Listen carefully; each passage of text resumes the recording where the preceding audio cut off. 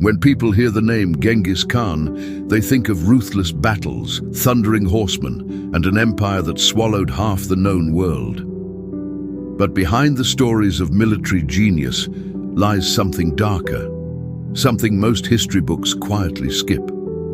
His armies didn't just conquer cities with arrows and fire, they weaponized women's bodies, turning sexual violence into a systematic tool of terror.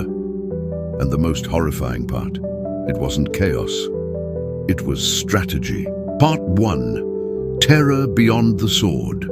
In 1221, the Persian city of Nishapur fell to Genghis Khan's forces. Historians often recall the bloodbath. Reports that over 1 million were slaughtered in revenge for the death of one of Khan's sons-in-law. But hidden in the chronicles is a detail far more chilling. Women were rounded up before the massacres began. Some were set aside for the soldiers, others for commanders, and the youngest for transport eastward into servitude. Juvaini, a Persian chronicler writing decades later, described it plainly. The Mongols made the women their spoil and destroyed the men like weeds cut down. The message was clear. To resist meant not just death for the men, but the sexual violation of their families. This was conquest written on human bodies. Part 2. Policy, not accident. Many assume rape in wartime is the byproduct of chaos, a breakdown of order. But the Mongols made it policy. Cities that resisted faced mass assaults. Cities that surrendered often had their women spared from the worst, though many were still forced into concubinage or slavery. This created a brutal psychological calculus: surrender quickly and preserve your families, or resist and see them destroyed. It was a weapon as effective as any catapult. Survivors carried the stories to neighboring towns, spreading fear faster than armies could ride. One Chinese account from the fall of the Jin dynasty records families killing their own daughters rather than see them fall into Mongol hands. The threat alone was enough to shatter morale. After major sieges, women were distributed as property. The most beautiful were claimed for generals and officers, while soldiers divided the rest among themselves. This wasn't guesswork. It's documented in multiple Persian and Arab chronicles. At Drenched, one of the richest cities of Central Asia, Juvaini noted that women were parceled out like sheep from a flock. Those of noble birth faced another fate. Royal women were forced into marriages with Mongol leaders, their unions less about love and more about humiliation. The daughter of the Khwarezm Shah, once destined to inherit a great empire, was forced to marry a Mongol general. Her body became the symbol of a dynasty's fall. Sexual violence wasn't always hidden. In some cases, it was performed as public theater. Captured queens or princesses were paraded before their conquered subjects, their humiliation a staged act meant to demonstrate the total submission of an entire people. A chilling example comes from later Mongol campaigns in Eastern Europe. In captured towns, women were sometimes raped in public squares, their suffering turned into a spectacle of dominance. Chroniclers rarely linger on details, but their brief, horrified notes confirm the systematic nature of these acts. This was not about pleasure, it was about sending a message: resist us, and your women will be desecrated before your eyes. Concubinage and harems. The Mongol elite turned sexual violence into a reproductive system. Genghis Khan himself kept a vast harem, said to number in the thousands. Each conquered territory fed new women into this system, creating what some scholars call harem economies. These women were not free. They were living trophies, reproductive assets used to extend lineage and cement alliances. The Secret History of the Mongols, a near-contemporary source, records multiple cases of women seized during campaigns and forced into marriages or concubinage. These unions were political theater. Marrying a captured princess wasn't just about dominance. It was about absorbing her people into the empire, body by body.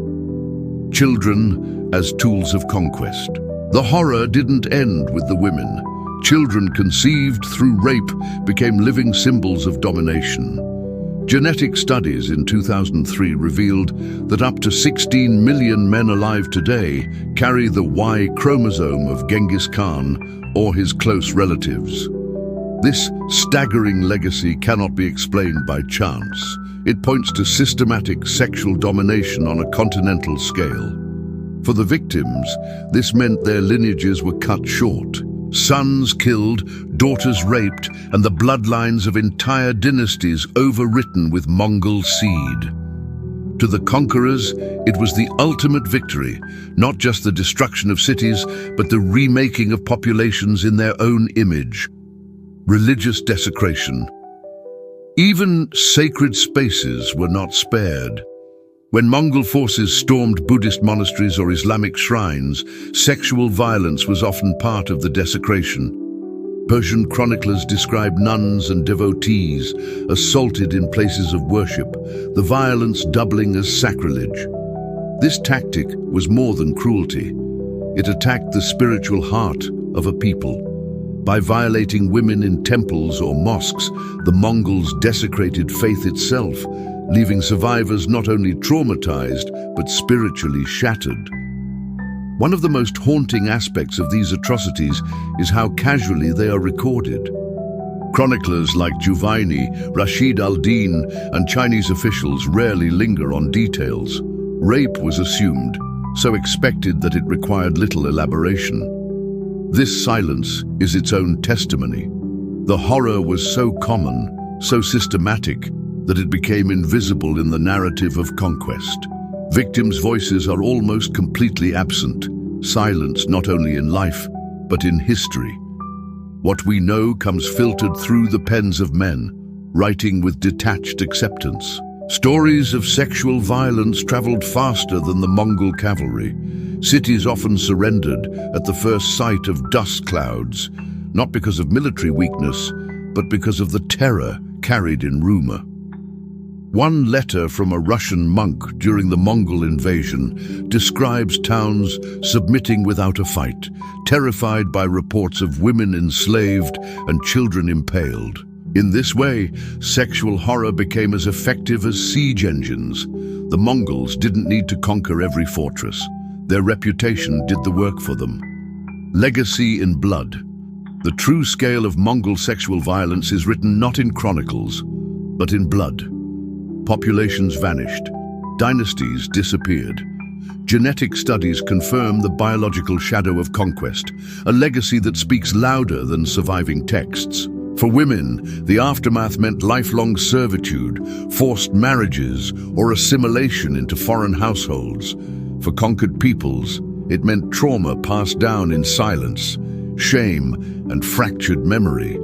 We may never know the names of the millions of women who endured these horrors, but their suffering was not random. It was central to the Mongol project of empire. When we speak of Genghis Khan, we often praise his military genius, his innovations in communication, or the sheer scale of his empire. But behind that empire lay a weapon more terrifying than the bow or the horse.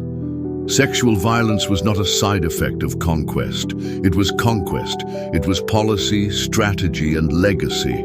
And its victims, erased from chronicles, buried in silence, are the truest measure of the cost of empire.